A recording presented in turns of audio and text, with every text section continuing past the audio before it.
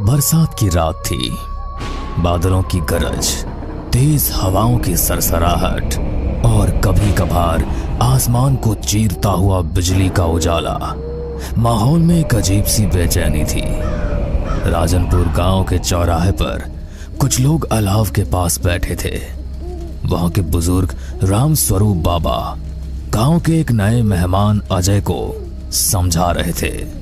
बेटा, रात में पुराना पीपल वाला रास्ता कभी मत लेना, चाहे तुम्हें कितनी भी जल्दी क्यों ना हो। क्यों बाबा, वहां क्या है? अरे दरअसल वो रास्ता भूतिया है।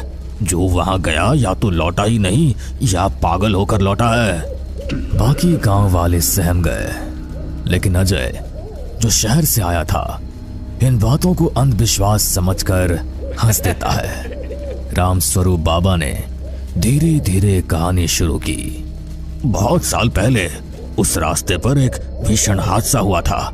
गांव के ठाकुर साहब की बेटी राधा की वहीं हत्या हुई। उसके बाद से उस रास्ते पर रात में अजीब अजीब घटनाएं होने लगी। लोगों ने कसम खा ली कि सूरज ढलने के बाद वहां कोई भी नहीं जाएगा। हाँ बाबा, सच कह रहे हैं। मैंने अपनी आंखों से देखा है। एक बार रात में मुझे वहां सफेद कपड़ों में औरत दिखी जिसकी आंखें थी ही नहीं। अरे ये तो बस अंधेरे का वहम होगा। 2 दिन बाद अजय को शहर वापस लौटना था, मगर भारी बारिश में बस सेवा बंद थी। गांव के एक लड़के मोहन ने कहा, भैया अगर आपको जल्दी पहुंचना है तो पीपल वाले रास्ते से जाओ, वो छोटा है। लेकिन बाबा तो मना कर रहे थे। अरे वो सब पुरानी बातें हैं, आप डरते क्यों हो? अजय ने सोचा समय बच जाएगा। रात के करीब 9 बजे टॉर्च लेकर वो अकेला निकल पड़ा। रास्ता सुनसान था, दोनों ओर घना जंगल और बीच में कीचड़ भरी पगडंडी। टॉर्च की रोशनी में झिंगोरों की आवाज और कभी कभार मेढकों की टर टर सुनाई दे रही थी। अचानक पीछे से किसी के पैरों की आहट आई। अजय ने टॉर्च घुमाई पर वहां कोई नहीं था। ये शायद मेरा वहम है। कुछ कदम आगे बढ़ा तो एक औरत की धीमी सी सिसकियों की आवाज आई। कौन है वहां? कोई जवाब नहीं, बस सिसकियां जारी रही। थोड़ा आगे बढ़ते ही टॉर्च की रोशनी में एक सफेद साड़ी पहने औरत दिखी। उसके लंबे खुले बाल चेहरे को ढक रहे थे। आप यहाँ रात में अकेली? आपको मदद चाहिए? वो औरत धीरे धीरे सिर उठाने लगी और अजय का दिल धक से रह गया। उसका चेहरा खून से लथपथ था और उस औरत की आंखें ही नहीं थी। मुझे मेरे कातिल तक ले चलो। अजय डर के मारे पीछे हटने लगा। तभी अचानक उसकी टॉर्च बंद हो गई। अजय के कानों में अब सिर्फ पत्तों की सरसराहट और उसके अपने दिल की धड़कन थी। उसने मोबाइल निकाला पर सिग्नल नहीं था। अचानक पीछे से ठंडी हवा का झोंका आया और किसी ने उसके कंधे पर बर्फ जैसी ठंडी उंगलियां रख दी। अजय चीखते हुए पलटा, पर इस बार भी वहां कोई नहीं था। वो आ गया, वो आ गया। कुछ ही दूरी पर विशाल पुराना पीपल का पेड़ खड़ा था। उसकी जड़ों के पास काले कपड़ों में एक बूढ़ा तांत्रिक बैठा था। बाबा, यहाँ क्या हो रहा है? तुमने गलती कर दी बेटा। ये राधा का रास्ता है। उसकी आत्मा अब भी अपने कातिल को ढूंढ रही है। अचानक तांत्रिक ने आंखें बंद की और कुछ मंत्र पढ़ने लगा। तभी वो औरत फिर से प्रकट हुई, लेकिन इस बार उसके चेहरे पर भयानक गुस्सा था। ये इंसान यहाँ क्यों आया? हवा तेज हो गई। पेड़ की डालियां जोर जोर से हिलने लगी। तांत्रिक ने अजय को पीछे रहने का इशारा किया। राधा ये निर्दोष है, इसे छोड़ दो। कोई निर्दोष नहीं, सबने मुझे अकेला छोड़ दिया था। उस वक्त मुझे मदद की जरूरत थी। अजय को महसूस हुआ जैसे कोई अदृश्य ताकत पीपल की जड़ों की तरफ खींच रही हो। उसने पूरी ताकत लगाकर खुद को छुड़ाया, लेकिन उसकी टांगें कीचड़ में धंस गई। तांत्रिक ने मंत्र पढ़ते हुए अजय के कान में कहा, राधा के कातिल का नाम मोहन था, वही लड़का जिसने तुम्हें इस रास्ते पर भेजा। अजय दंग रह गया। मोहन?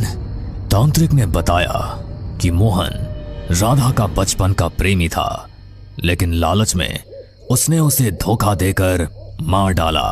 तब से राधा की आत्मा इसी रास्ते पर भटक रही थी। अचानक मोहन दूर से आता दिखा। वो अजय को लेने आया था। आखिर तुझे पा लिया। मोहन डरकर भागने लगा, लेकिन पेड़ की जड़ें जैसे जिंदा होकर उसके पैरों में लिपट गई। राधा की आत्मा उसकी ओर बढ़ी और पल भर में मोहन की चीखें जंगल में गूंज उठी। फिर सब शांत हो गया। अब मैं जा रही हूँ, लेकिन ये रास्ता हमेशा याद रखेगा। जिसने मुझे धोखा दिया उसका अंजाम क्या होता है। इतना कहकर उसकी परछाई धुएं में बदलकर गायब हो गई। तांत्रिक ने अजय को गांव तक छोड़ दिया। अगली सुबह गांव में खबर फैल गई कि मोहन लापता है। अजय ने किसी को सच नहीं बताया, लेकिन जब भी वो उस रास्ते के बारे में सोचता उसकी रूह कांप जाती। राम स्वरूप बाबा का एक ही वाक्य उसके मन में गूंजता रहा, बेटा रात में पुराना पीपल वाला रास्ता कभी मत लेना। पिछली घटना को 6 महीने बीत चुके थे। अजय अब शहर लौट चुका था, लेकिन रात में अक्सर नींद के बीच चौंक कर उठ जाता। हर बार उसे वही सपना आता, पुराना पीपल का पेड़ और राधा। एक दिन उसे अचानक गांव से चिट्ठी मिली। लिखने वाला था राम स्वरूप बाबा। बेटा अजय, यहाँ फिर से अजीब घटनाएं हो रही है। लोग कहते हैं राधा की आत्मा वापस आ गई है, हमें तेरी मदद चाहिए। अजय के मन में डर था, लेकिन उसने जाने का फैसला किया। उसे लगता था कि शायद ये उसका अधूरा काम है। अजय रात को ही राजनपुर पहुंचा। चौराहे पर सन्नाटा था। हवा में ठंडक और एक अजीब सी बदबू फैली हुई थी। राम स्वरूप बाबा उसका इंतजार कर रहे थे। बेटा, तुम्हारे जाने के बाद से 3 लोग उस रास्ते से गायब हो गए। लेकिन राधा तो मोहन को ले जाने के बाद चली गई थी। बेटा, हम भी यही सोचते थे, पर लगता है उसकी आत्मा अब और भी शक्तिशाली हो गई है। तभी एक और आदमी, कमलेश, जल्दी जल्दी आया। बाबा, कालू चरवाहा आज शाम उसी रास्ते पर गया था और अब तक लौटा नहीं। अजय ने गहरी सांस ली। ठीक है, मैं आज रात वहीं जाऊंगा, लेकिन अकेला नहीं। मुझे कोई चाहिए जो रास्ता जानता हो। कमलेश ने हिचकिचाते हुए कहा, मैं चलूंगा, लेकिन अगर कुछ हुआ तो मैं भाग जाऊंगा। राम स्वरूप बाबा ने दोनों को तांत्रिक गिरधारी के पास भेजा। वही तांत्रिक जिसने पिछली बार अजय की मदद की थी। इस बार राधा अकेली नहीं है, उसके साथ और भी आत्माएं हैं। ये लो, ये लाल धागा पहन लो। रात के 10 बजे अजय और कमलेश टॉर्च और लाल धागा लेकर पुराने पीपल वाले रास्ते पर निकले। बारिश रुक चुकी थी, लेकिन कीचड़ अभी भी था। पेड़ों की डालियों से टपकते पानी की आवाज डर को और बढ़ा रही थी।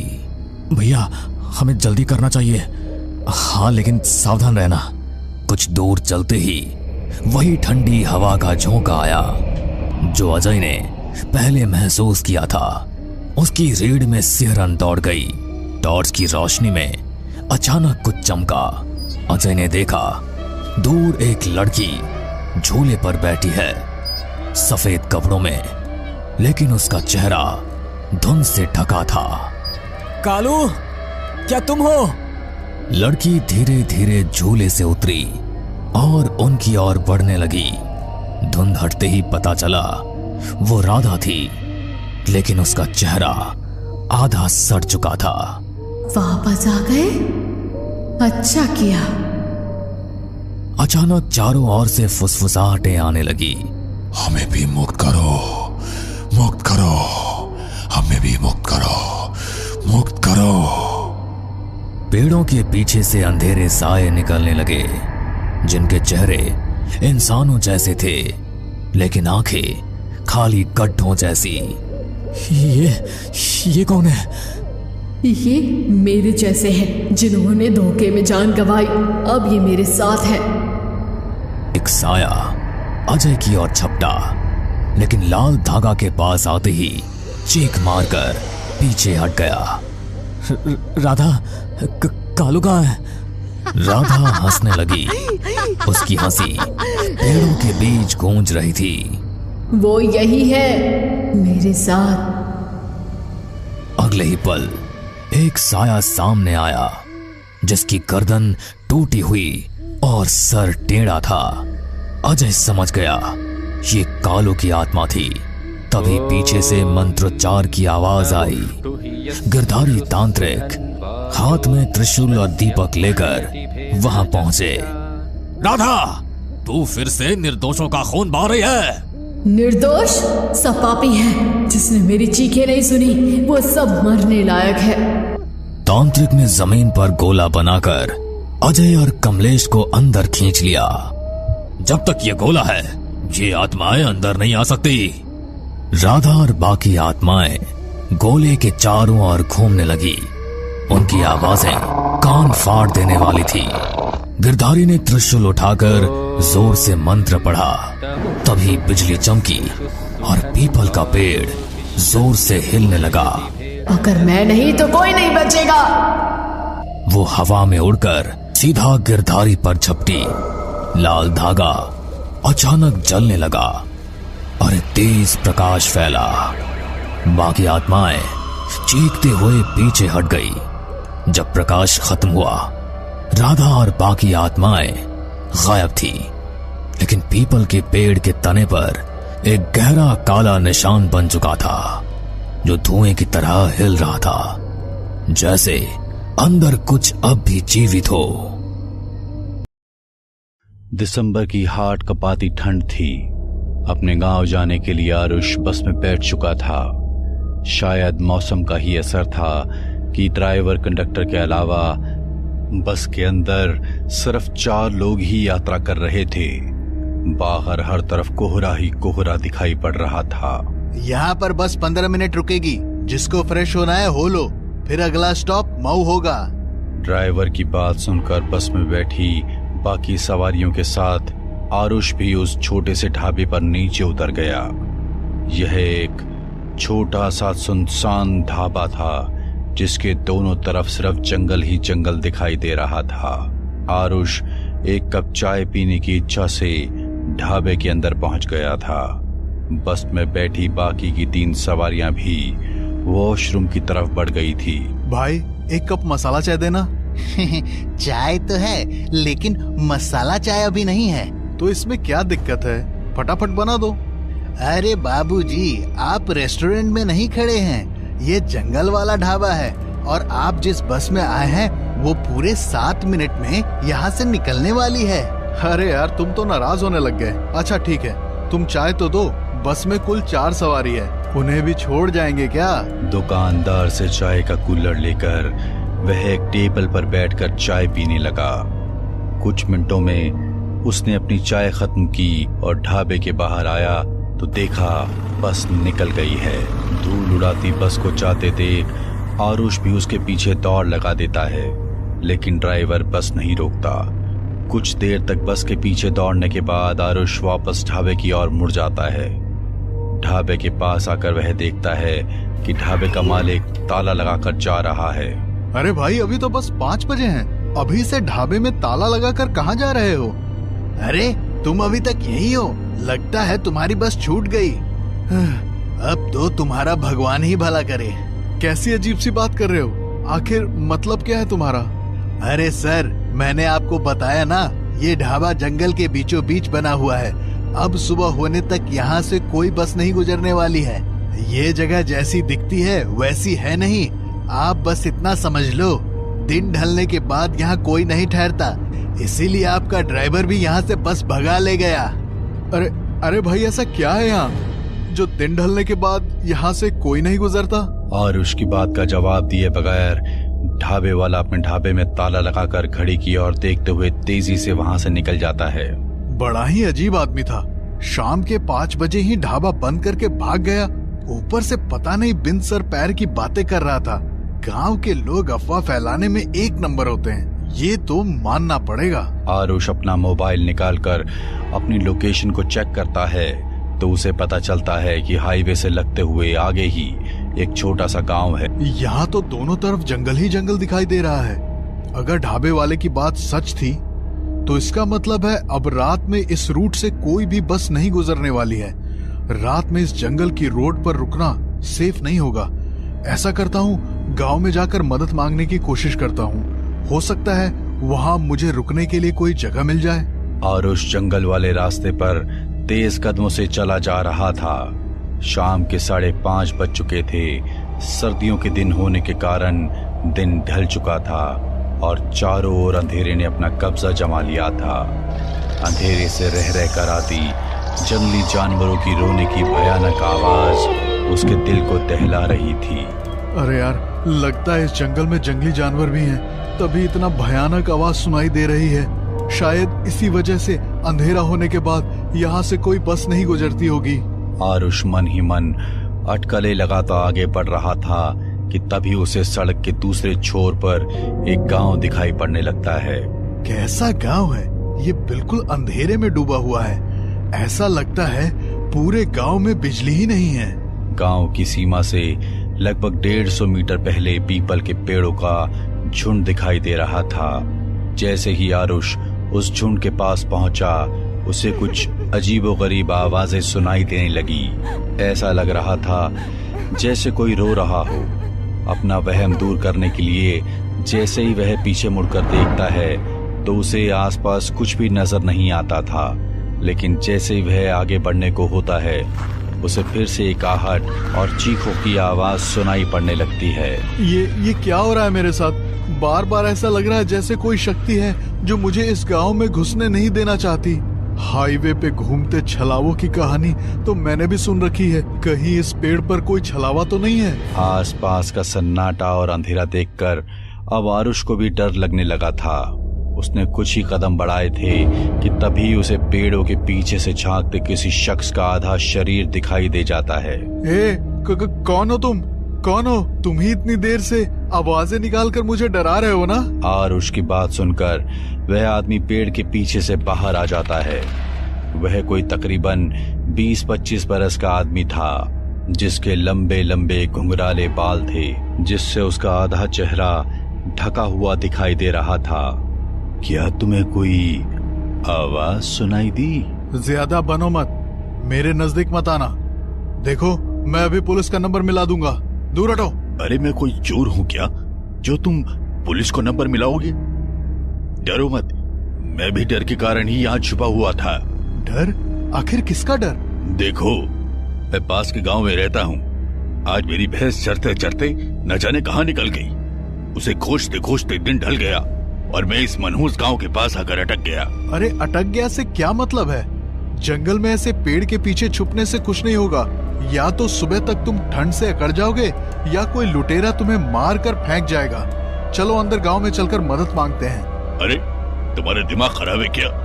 मैं इस गांव के आसपास भी नहीं जाने वाला और तुम्हें भी यही कहूंगा कि चले जाओ यहाँ से। ये आदमी क्यों नहीं चाहता है कि मैं गांव में जाकर मदद मांगूं? मुझे तो ये आदमी कुछ ठीक नहीं लग रहा। कहीं ये सच में कोई लुटेरा हुआ तो? ये भी हो सकता है कि ये कोई भूत प्रेत हो। ऐसे अचानक से पेड़ के पीछे प्रकट हो गया, मुझे इससे दूर ही रहना चाहिए। देखो भाई, तुम्हें अपनी भैंस बकरी जहाँ ढूंढनी है ढूंढो, मेरा रास्ता छोड़ो। मैं जाकर गांव में अपनी रात बिताने का इंतजाम कर लेता हूँ। तुम्हें सचेत करना मेरा काम था, बाकी जैसी तुम्हारी मर्जी। आरुष गहरे अंधेरे को देखते हुए तेज कदमों से गांव की सीमा में घुस गया था। सामने लगभग 200 मीटर की दूरी पर 2-3 कच्चे पक्के से घर दिखाई दे रहे थे। आरुष अपने मोबाइल की रोशनी में आगे बढ़ रहा था कि तभी उसे सामने के घर के बाहर लगे पेड़ के नीचे कोई महिला दिखाई दी। इससे पहले कि वो कुछ समझ पाता, अगले ही पल वह औरत जोर जोर से हंसते हुए पेड़ पर उल्टी लटकी हुई दिखाई देने लगती है। अब तो आरुष के पैरों के नीचे से जमीन सरक गई थी। वह उल्टे पांव वहां से भागते हुए फिर से उसी पीपल के पास पहुंचा तो वह आदमी उसे कुछ दूरी पर पैदल जाता हुआ दिखाई पड़ा। लगता है मुझसे गलती हो गई, वो आदमी ठीक कह रहा था, कुछ तो गड़बड़ जरूर है इस गांव में। आरुष दौड़ते हुए उस आदमी के पास पहुंचता है। आप ठीक कह रहे थे, वो गांव, वहाँ कुछ तो है। मैंने अपनी आंखों से एक औरत को पेड़ पर लटकते हुए देखा। मैं जो बताऊंगा उस पर यकीन कर पाओगे? क्यों नहीं, मुझे आप पूरी बात बताइए। आखिर इस गांव का क्या रहस्य है? जिसको तुमने अभी अभी पेड़ पर लटकते हुए देखा वो कोई औरत नहीं बल्कि प्रेत था। ये गांव पिछले 75 सालों से ऐसे ही खाली पड़ा हुआ था। यहाँ पर कोई नहीं रहता है। तो इस गांव में रहने वाले लोग आखिर कहाँ चले गए? आजादी से पहले की बात है। देश पर अंग्रेजी हुकूमत थी। उस अंग्रेजी हुकूमत में जो हिंदुस्तानी अंग्रेजों के तलवे चाटते थे वो ऐसे छोटे छोटे गांव पर राज किया करते थे। इस गांव में रहने वाली एक लड़की पर एक रोज अंग्रेज वायसराय की नजर पड़ गई। जब गांव के मुखिया को पता चला कि अंग्रेज अफसर गांव की लड़की को पसंद करता है तो उसने उस लड़की के बाप को खूब डराया धमकाया और उसकी बेटी को अफसर के साथ भेजने के लिए कहने लगा। भाइयों, आज मेरी बेटी पर उस अंग्रेज ने बुरी नजर डाली है। कल को ये किसी भी बहन बेटी के साथ हो सकता है। इसलिए हमें इस अंग्रेज से डरे बिना उसका सामना करना होगा। हमारी बहन बेटियों की इज्जत पर बात आए तो हम चुप नहीं बैठेंगे। हाँ, तुम बिल्कुल ठीक कह रहे हो। हम सब तुम्हारे साथ हैं। हम चुप नहीं बैठेंगे चुप। अगले ही दिन लड़की का पिता पास के गांव में जाकर अपनी बेटी का रिश्ता पक्का कर देता है और दूल्हा बारात लेकर गांव में पहुंच जाता है। हर तरफ खुशी का माहौल था। गांव के सारे लोग शादी में शरीक होने के लिए मंडप में जमा थे। दूल्हा घोड़ी पर बैठा हुआ था कि उसी क्षण मुखिया को यह खबर लग गई कि रूपा की शादी हो रही है। इन लोगों को इतनी हिम्मत हो गई है, मेरे समझाने पर भी ये रूपा की शादी करवा रहे हैं। इससे पहले कि वो गोरा मेरी खाल खींचे, मुझे इन्हें सबक सिखाना होगा। मुखिया अंग्रेज सैनिकों के साथ आधी रात को गांव में घुसा और रूपा के घर पर पेट्रोल को छिड़ककर चारों ओर से आग लगा दी। पूरा का पूरा गांव एक ही दिन में उस आग में खत्म हो गया। लेकिन मरने के बाद भी उन लोगों की आत्मा को शांति नहीं मिली और तब से लेकर आज तक वो लोग इस गांव में ही भटक रहे हैं। मुखिया और उसके सभी आदमियों को मारकर उन्होंने अपनी मौत का बदला तो ले लिया, लेकिन उस दिन के बाद ये गांव हमेशा के लिए शापित हो गया। इसलिए अंधेरा होने के बाद गांव की सीमा को पार करने का मतलब अपनी मौत को बुलाना। आज तक जो भी वहां गया कभी लौट कर नहीं आया। इस घटना के 70 साल बीतने के बाद भी उस गांव में जाने की कोई हिम्मत नहीं दिखाता। मेरी जान बचाने के लिए आपका बहुत धन्यवाद भाई, लेकिन अब हम रात कहाँ गुजारेंगे? आओ, मैं एक जगह बताता हूँ। वह आदमी आरुष को लेकर एक पुराने से घर में चला गया। ये जगह थोड़ी पुरानी है, लेकिन यहाँ कोई खतरा नहीं है। तुम सुबह तक यहाँ रुक सकते हो। गांव की खौफनाक कहानी सुनकर आरुष का रोया रोया डर से कांप रहा था, क्योंकि वो उस गांव की सीमा में पैर रखकर लौट आया था। अरे भाई, आपका नाम नहीं बताया आपने? किशन कुमार। आरुष को उस पुराने से मकान में छोड़कर किशन वहां से बाहर निकल गया। आरुष ने किसी तरह वो रात बिताई। सुबह बस के हॉर्न की आवाज से उसकी नींद खुल गई। लगता है सुबह हो गई। सुबह का उजाला उस टूटे फूटे पुराने कमरे को रोशन किए हुए था। कमरे में चारों ओर नजर दौड़ाते हुए अचानक आरुष की नजर शादी के कार्ड पर जाकर थम गई, जो सामने रखी कुछ किताबों के पास बिखरे थे। किसी की शादी का कार्ड लगता है। रूपा संग किशन, 22 दिसंबर 1946। आरुष का चेहरा डर से सफेद पड़ गया था। जिसके साथ आरुष ने रात बिताई थी वो कोई और नहीं, रूपा का दूल्हा किशन था।